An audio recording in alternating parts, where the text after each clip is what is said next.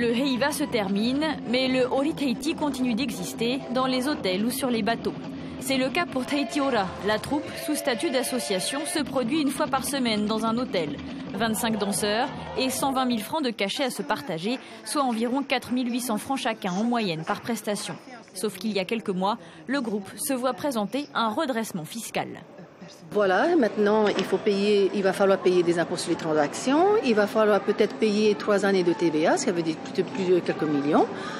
C'est plutôt un sentiment d'écœurement, c'est-à-dire que déjà on a du mal à survivre, on veut encore gratter un peu plus dans les groupes de danse.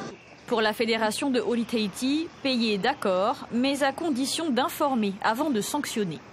Je crois que tout le monde peut se conformer à des règles, encore faut-il que tout le monde soit bien informé. Et je crois que c'est la chose la plus importante aujourd'hui. Il faut demander une table ronde et que le service des contributions informe bien chaque chef de groupe de ce qu'il doit faire pour être en règle avec le pays.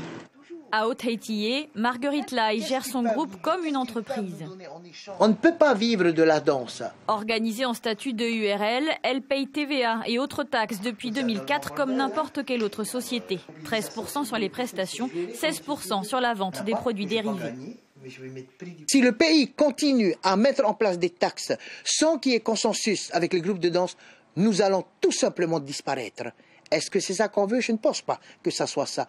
Mais réunissons-nous, ce n'est pas difficile, on a le temps de le faire, c'est possible de le faire. Mais de ne pas arriver dans nos maisons et de venir dire « Ah bon, combien de choses tu as? Ah ouais, qu'est-ce que tu as? Ben tiens, tu vas payer telle taxe. » Contacté, ni le ministre de la Culture, ni la direction des impôts et contributions ne souhaitent s'exprimer.